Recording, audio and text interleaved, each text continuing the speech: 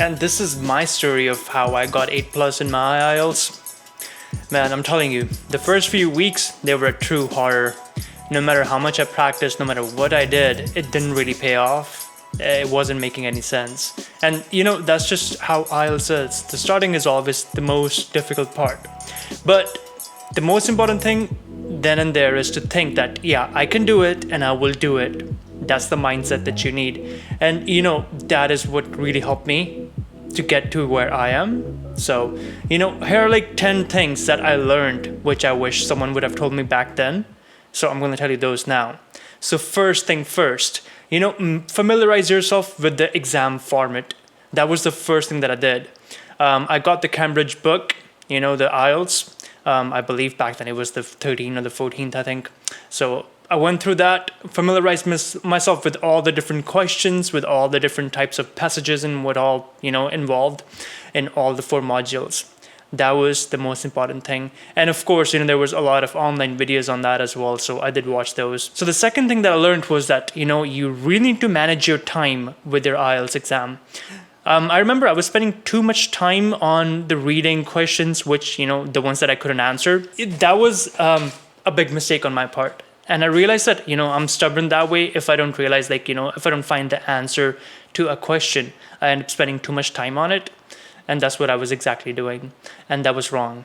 So that's where I lost points. And of course, I would run out of time and I wouldn't be able to finish the exam. And, that did make me nervous too. And that was partly the reason why I wasn't getting the band score that I wanted in the beginning, because I was just wasting my time there. And same thing with writing as well. I was spending too much time just rushing into things, just trying to finish things. But that's not the approach that you need.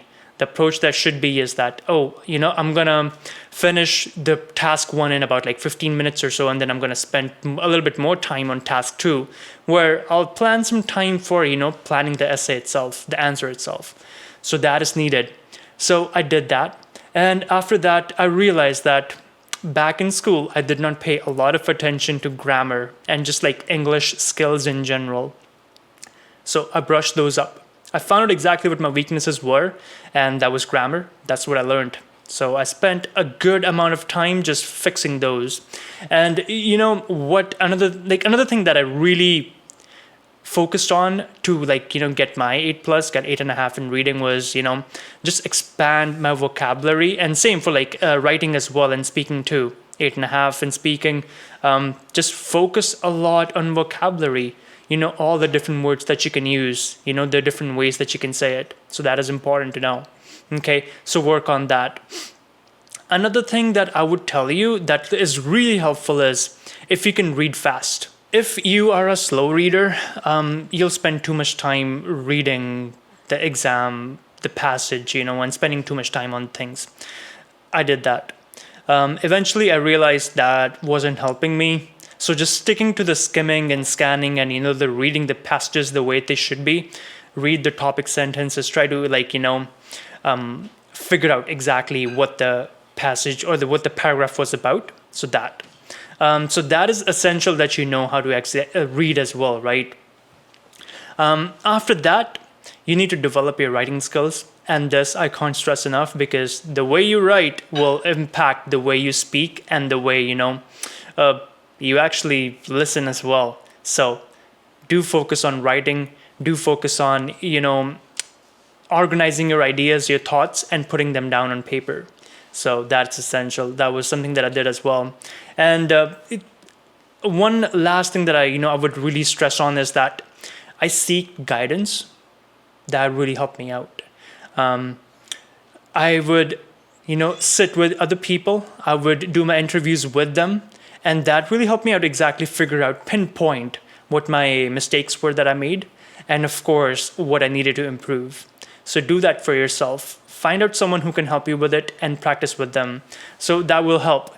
And, 10 things that I did to actually achieve, 8 plus across my IELTS. The first thing was setting clear goals. The idea is to basically know exactly what you want to achieve. For me, the idea was 777-8.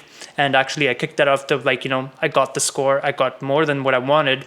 Just because knowing where you have to be, knowing where you have to get. So that is important. Second thing, create a study plan. I had a whole timetable set for myself. Starting 5 a.m. in the morning, how much time I was going to spend on reading, how much time I would spend writing, and when I would practice my speaking, and when I would be reading books. That is essential. Time it out. If you don't know the time schedule for, your daily activities, yeah, forget it. You're not going to make it.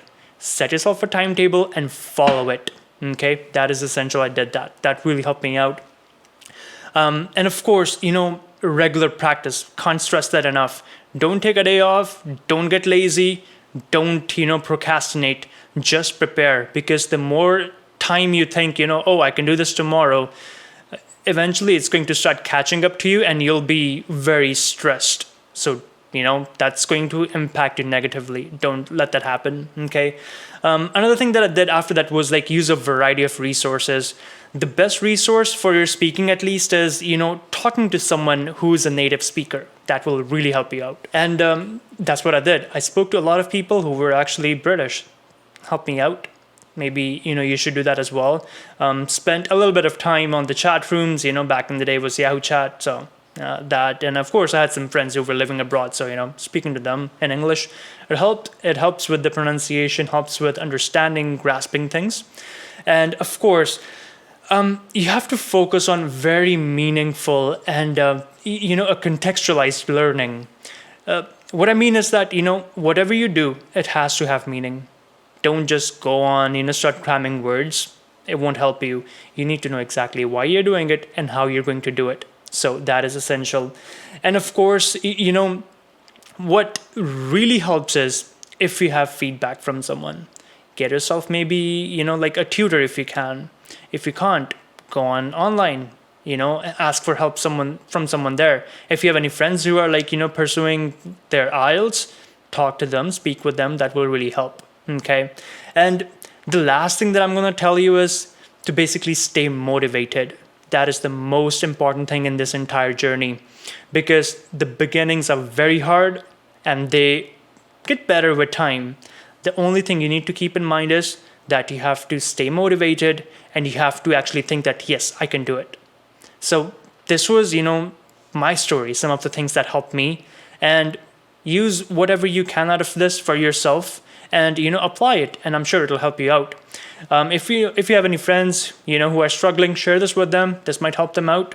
And hey, if you have any questions, any comments, drop them in the chat in the comments below, and I'll get back to those. Hope you like this. Subscribe, because we'll be sharing more information. Good luck with your exam. I'll see you in the next video.